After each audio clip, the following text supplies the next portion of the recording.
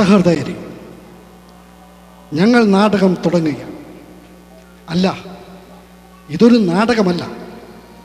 ഒരു ചെറിയ കുടുംബത്തിലെ അകത്തളത്തിലേക്ക് ഞങ്ങൾ നിങ്ങളുടെ ഓരോരുത്തരുടെയും ശ്രദ്ധ തിരിക്കുകയാണ്. പൊടി പിടിച്ച വീട്.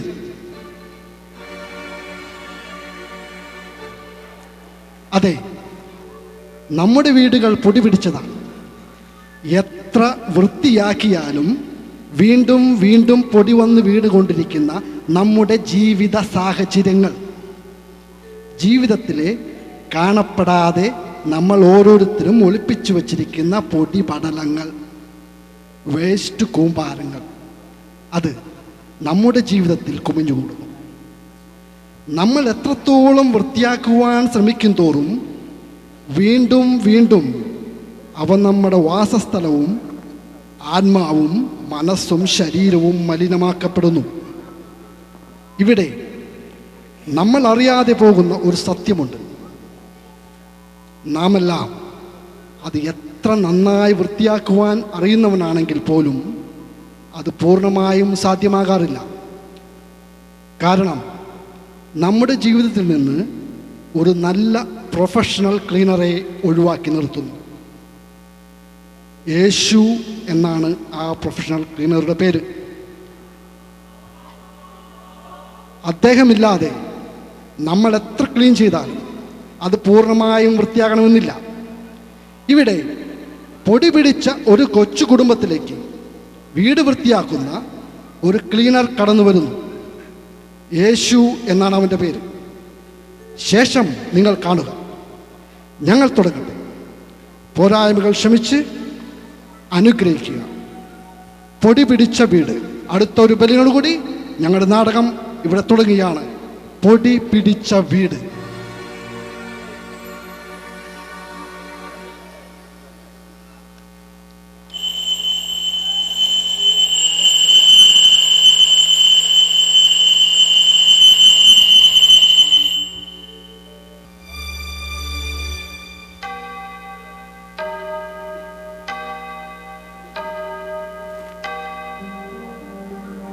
വാഴ്ത്തുന്നു ദൈവമേ നിൻ മഹത്വം.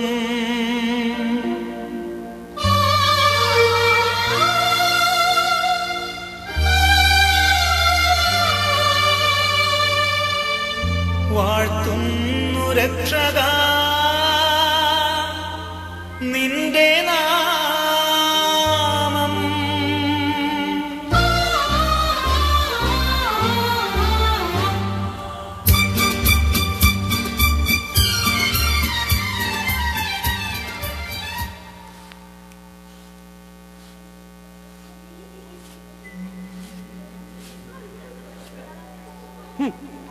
എത്ര വൃത്തിയാക്കിയാലും ഇവിടം വൃത്തിയാകത്തില്ല. അടിച്ചുവാരി എൻ്റെ നടുപൊടിയാറായി.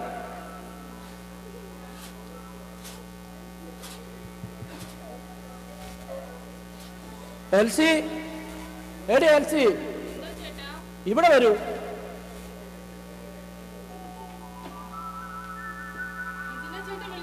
എടി എത്ര വൃത്തിയാക്കിയതാണ് ഞാനിവിടെ. ഇന്നലെ കൂടെ സർവത്ര തൂത്ത് വൃത്തിയാക്കിയതാ. പിന്നെ എങ്ങനെ ഇവിടെ വീണ്ടും വീണ്ടും പൊടി വരുന്നു? ഓ, ഇന്നലെ എവിടെയാടി പൊടിക്കാറ്റ്?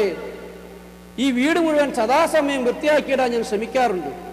പിന്നെ എങ്ങനെ വീണ്ടും വീണ്ടും പൊടി വരുന്നു? ഓ, ഈ പേപ്പർ കഷ്ണങ്ങളെല്ലാം ആരാവിടെ വെതറിയത്? മോനാണോ? എടാ രാജു, രാജു, എടാ നീയാണോ ഇവിടെ ഈ വീടെല്ലാം ഇത്രയും വൃത്തികേടാക്കിയത്? നീ അല്ലാന്ന്. നിന്നോട് എത്ര പ്രാവശ്യം ഞാൻ പറഞ്ഞിട്ടുണ്ട് ഇവിടെ ഒന്നും വൃത്തികേടാക്കരുതെന്ന്? കള്ളം പറയുന്നോടാ.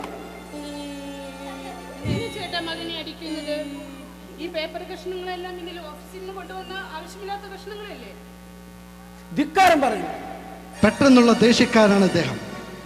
സാമാന്യം തരക്കേടില്ലാത്ത ശമ്പളം മേടിച്ച് സുഭിക്ഷമായി ഉണ്ടും ഉറങ്ങിയും ജീവിതം ഉരുട്ടി നീക്കുന്ന ഒരു സാധാരണ ക്രിസ്ത്യൻ കുടുംബം. പക്ഷേ ജീവിതം അലങ്കോലമാണ്. ആധ്യാത്മികതയും പവിത്രതയും ജീവിതത്തിൽ നിന്ന് അകന്നുപോയിക്കൊണ്ടിരിക്കുന്ന ഒരു പാവം കുടുംബനാഥനും കുടുംബം. എനിക്ക് നിങ്ങളെ കാണണ്ട, അകത്ത് പോ. എടാ, നിന്നോട് ഇനി പ്രത്യേകം പറയണോ? അകത്ത് പോടാ.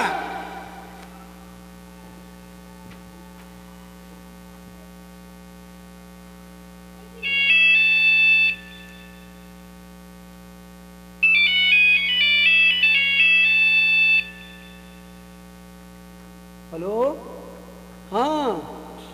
ആ നീയാണോ? ഓ, നീ എന്തിനാ ഇപ്പൊ വിളിച്ചത്? ഓ, എന്നെ കൂടാതെ നിനക്ക് ജീവിക്കാൻ വയ്യെന്നോ? ഷോ, എന്നെ കൊലയ്ക്ക് കൊടുത്തിട്ടേ നീ അടങ്ങൂ. ഓ, ഞാൻ നിന്നെ പിന്നെ വിളിക്കാം. ഓക്കെ, ഫോൺ വെച്ചേ. Okay, bye bye, sweet dreams.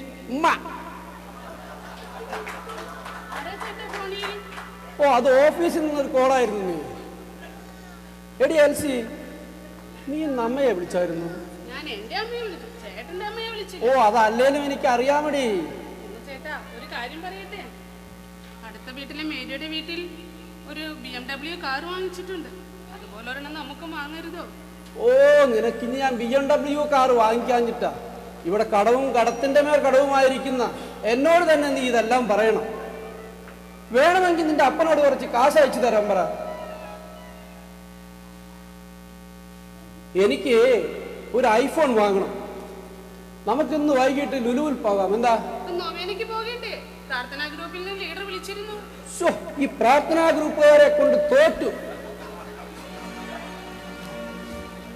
ഇന്നൊരു ദിവസം പ്രാർത്ഥനയ്ക്ക് പോയില്ല എന്ന് കരുതി ദൈവം ശിക്ഷിക്കത്തൊന്നുമില്ല.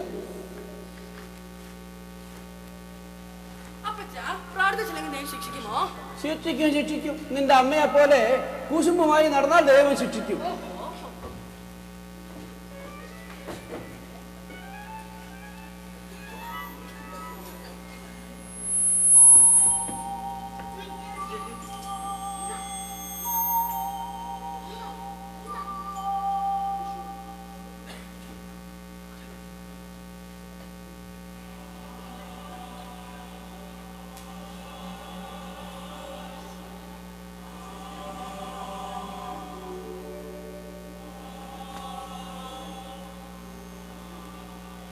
ആരാ? മനസ്സിലായില്ലല്ലോ. ഞാൻ കരാറടിസ്ഥാനത്തിൽ വീടുകൾ ക്ലീൻ ചെയ്തു കൊടുക്കുന്ന ഒരു ക്ലീനർമാനാണ്. നിങ്ങളുടെ പേര്? നിങ്ങൾ എന്തിനാണ് ഇവിടെ വന്നത്? ഞാൻ ഈ വീട് ക്ലീൻ ചെയ്യാൻ ആരെയും ഏൽപ്പിച്ചിട്ടില്ലല്ലോ. എൻ്റെ പേര് യേശു.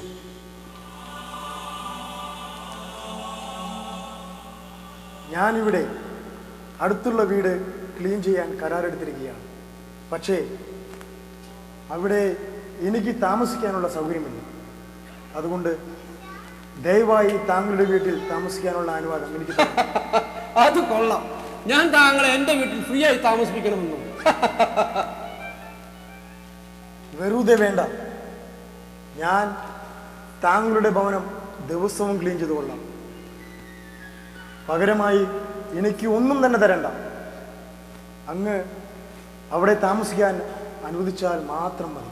ഓ, ഞാൻ ദിവസവും 2 നേരവും തലകുത്തി മറിഞ്ഞ് ക്ലീൻ ചെയ്തിട്ടും വൃത്തിയാകാത്ത ഈ വീടാണോ ഇനി നിങ്ങൾ ശ്രമിക്കാൻ പോകുന്നത്? മണ്ടത്തരം പറയാതെ സുഹൃത്തെ. എൽസി, എടി എൽസി,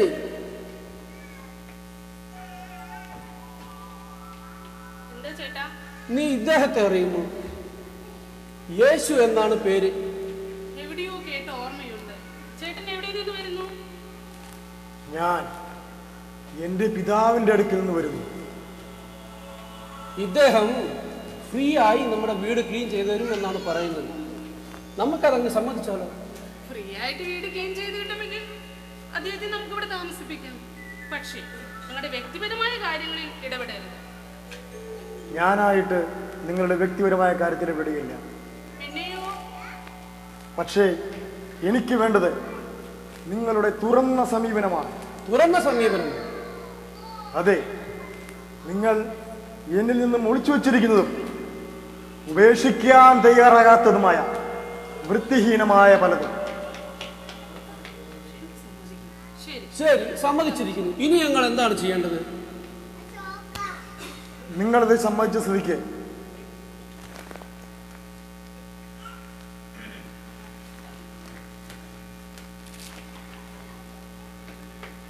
ഇതാണ് നമ്മൾ തമ്മിലുള്ള കോൺട്രാക്ട്. ഞാൻ ജോലി തുടങ്ങുന്നതിന് മുമ്പ് ഇതിൽ നിങ്ങൾ ഒപ്പുവെക്കണം. വീണ്ടും വീണ്ടും വായിച്ച് മനസ്സിലാക്കുകയും വേണം.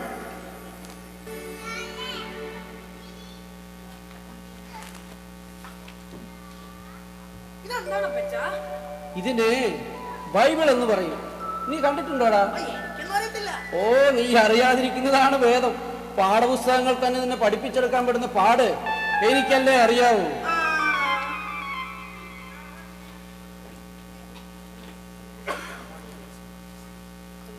അപ്പോൾ നിങ്ങൾ സമ്മതിച്ച സ്ഥിതിക്ക് ഇതിൽ പറഞ്ഞിരിക്കുന്ന പ്രകാരം ഇത് വീണ്ടും വീണ്ടും വായിച്ച് മനസ്സിലാക്കുക. അപ്പോൾ നിങ്ങളെ തന്നെ നിങ്ങളുടെ കുടുംബത്തെയും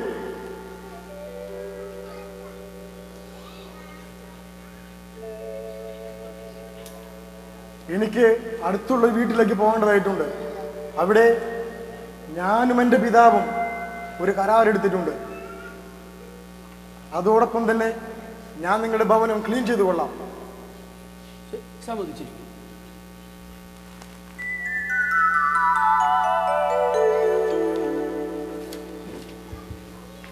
ആകയാൽ എല്ലാ അശുദ്ധിയും വർദ്ധിച്ചു വരുന്ന തിന്മയും ഉപേക്ഷിച്ച് നിങ്ങളിൽ പാകിയിരിക്കുന്നതും നിങ്ങളുടെ ആത്മാക്കളെ രക്ഷിക്കുവാൻ കഴിവുള്ളവനുമായ വചനത്തെ വിനയപൂർവം സ്വീകരിക്കും.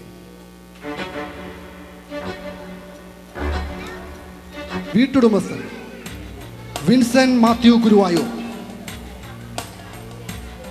വീട്ടുടമസ്ഥ LC കൊരട്ടി. ക്ലീനർമാൻ ജോമോൻ കൊരട്ടി. മകൻ നവീൻ ടോമി. ഈ നാടകത്തിന് രംഗപടം ഒരുക്കിയത് മനോജ് ആന്റണി. പാശ്ചാത്തല സംഗീതം Roy Isaac. Organ Roy Isaac. Stage supporters Biju Antony, Peter CL, Joseph George, Vincent C Antony, Davis Parakkadan, Satheesh. Sound mixing Satheesh and Davis Parakkadan. ഈ നാടകത്തിൻ്റെ രചന, സംവിധാനം പ്രസിദ്ധനായ കലാകാരൻ ബിജു പോൾ നീലീശ്വരൻ. ഈ നാടകത്തിനു വേണ്ടി സഹകരിച്ച എല്ലാവരോടും നിസ്സീമമായ നന്ദി രേഖപ്പെടുത്തിക്കൊണ്ട് ഞങ്ങളുടെ രണ്ടാമത്തെ രംഗം ഇവിടെ ആരംഭിക്കുകയാണ്. അടുത്ത ബെല്ലിനോടുകൂടി കർട്ടൻ ഉയർത്തിയാണ് ഈ പൊടി പിടിച്ച വീടിൻ്റെ രണ്ടാമത്തെ രംഗം നിങ്ങൾ കാണുക, ആസ്വദിക്കുക.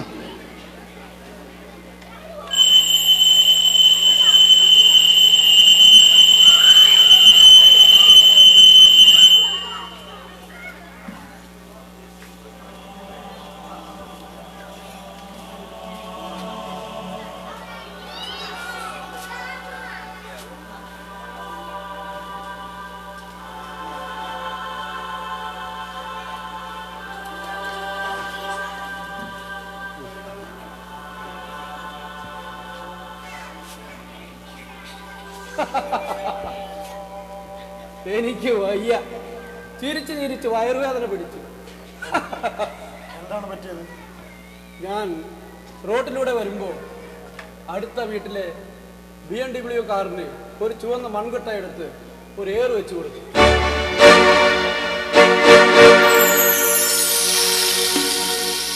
കാറിന്റെ ചില്ലാകെ ചെളി പിടിച്ച് ഇന്ത്യയുടെ ഭൂപടം പോലെ. മകനെ, നീ നിന്റെ അയൽവക്കക്കാരനെ ഉപദ്രവിക്കാൻ ശ്രമിച്ചപ്പോൾ നിന്റെ കൈകൾ തന്നെയാണ് വൃത്തിഹീനമായത്. ഇത് നമ്മൾ തമ്മിലുള്ള കരാറിനെതിരാണ്.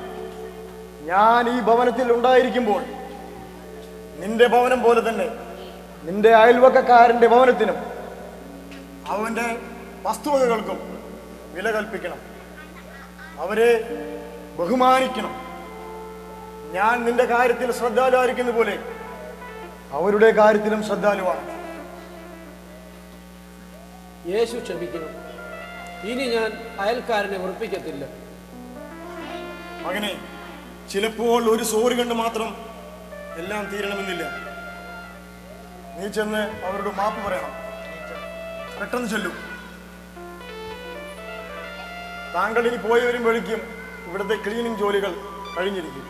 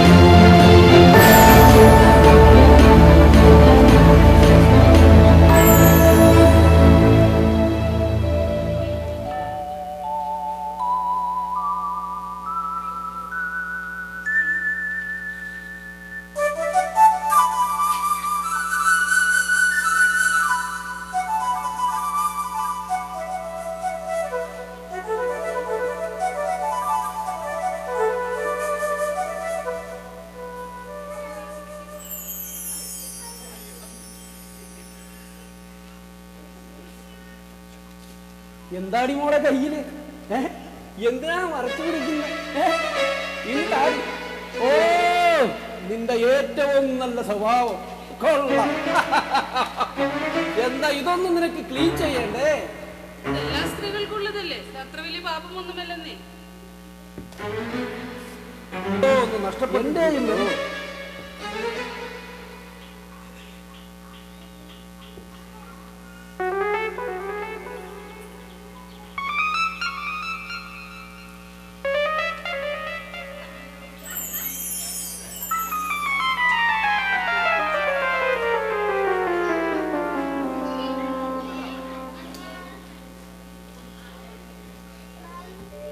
ഓഹോ, ഉപേക്ഷിക്കപ്പെട്ടത് വീണ്ടും തിരിച്ചെടുക്കുകയാണോ? ഇതെല്ലാം ചെറിയ കാര്യങ്ങളല്ലേ, ഇവയൊക്കെ എന്തിനാ ക്ലീൻ ചെയ്യുന്നത്? മകനെ, നിങ്ങൾ അറിയുക, ഞാൻ എടുത്തു മാറ്റിയവ തിരിച്ചെടുക്കാനുള്ളതല്ല. അത് നിങ്ങൾക്ക് ഹാനികരമാവുന്നതാണ്. ഇതെല്ലാം നിങ്ങളുടെ സന്തോഷത്തിനും സമാധാനത്തിനും ഹാനിയാവണം ഇതെല്ലാം.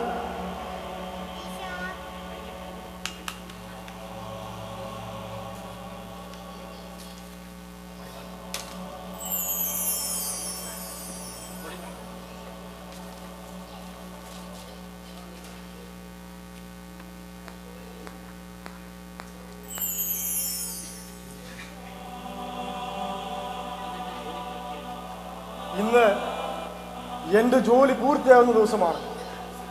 പക്ഷേ നമ്മൾ തമ്മിലുള്ള കരാർ ഒരിക്കലും അവസാനിക്കുന്നില്ല.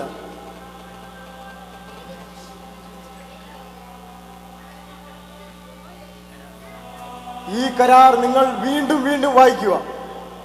ഇതിൽ പറഞ്ഞിരിക്കുന്ന കാര്യങ്ങൾ അനുസരിക്കുക. അപ്പോൾ നിങ്ങളുടെ വീടും പരിസരവും സർവോപരി നിങ്ങളെ തന്നെ വൃത്തിയായി സൂക്ഷിക്കാൻ സാധിക്കും.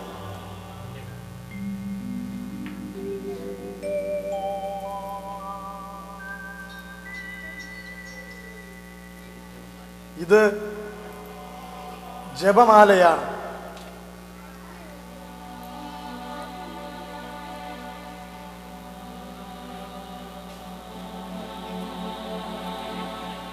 എന്നെ കോണ്ടാക്ട് ചെയ്യുവാൻ എൻ്റെ അമ്മയുമായി ഈ മന്ത്രോച്ചാരണം ദിനം തോറും ഉരുവിടുക. എൻ്റെ അമ്മ നിങ്ങളെ ഒരിക്കലും കൈവിടുകയില്ല. നിങ്ങളെ ശുദ്ധിയുള്ളവരാക്കി നിങ്ങളുടെ വീടും പരിസരവും എന്നും വൃത്തിയായി കാത്തുകൊള്ളും. ഈ വീട് പനിനീർ പുഷ്പം പോലെ വിടർന്ന് പ്രഭാപൂർണമാവും, സൂര്യനെ പോലെ ജ്വലിക്കും.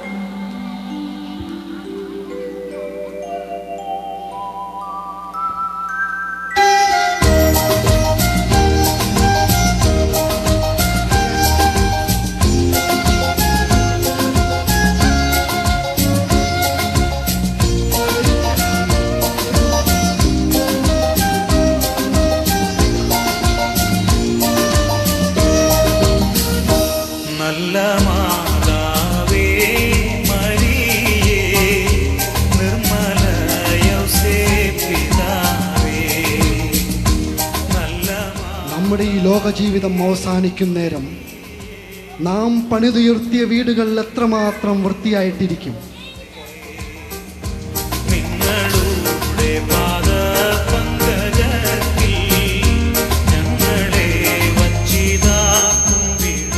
ആകാശം മുട്ടെ നീയും നിന്റെ പ്രശംസയും വളർന്നു നിൽക്കേ. ഒരു നിമിഷം നീ നിന്റെ പാദങ്ങൾ നോക്കുക. കറപുരുണ്ട കാലുകൾ കഴുകി പൊടിപാറിയ നിൻ വാസസ്ഥലങ്ങൾ തുടച്ചു മിനുക്കി നീ നിന്റെ നന്മകളുടെ കവാടങ്ങൾ തുറന്ന് പരിശുദ്ധിയിലേക്ക് കാലെടുത്തു വയ്ക്കും.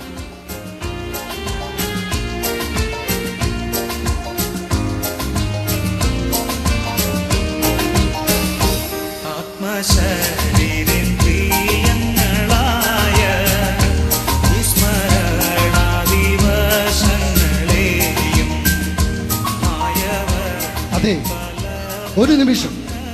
ഒരു നിമിഷം മതി നിനക്ക് നിന്റെ പിതാവിലേക്കുള്ള ദൂരത്തിൽ, നിന്റെ തിരിച്ചറിവിൻ്റെ ദൂരം, നിന്റെ വഴികൾ വിശുദ്ധിയിലേക്കുള്ള പാതയാകട്ടെ. വളരുക മുന്നോട്ട്, പടരുക വിശുദ്ധി. വളരുക മുന്നോട്ട്, പടരുക വിശുദ്ധി.